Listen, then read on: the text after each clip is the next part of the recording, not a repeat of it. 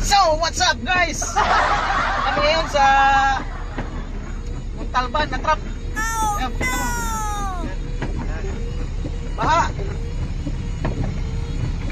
So ayan guys, medyo natagal lang kami dito kasi nga baha. Ayan, may pinapapasok naman sila kaya lang puro papunta dito sa linya namin. What? Nagpas kami.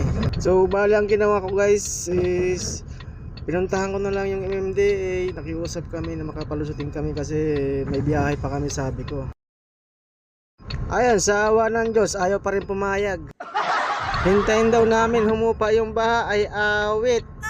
Guys, wala kami nagawa kundi maghintay ng konting oras. Halos mag-iisang oras na rin kami dito ngayon. Dito pa rin kami ngayon. Yung flood control na pinagawa ni Ninong barado na ata. Wala na makapasok na tubig, kung kaya dito na dumadaan yung tubig sa kalsada. Ayan.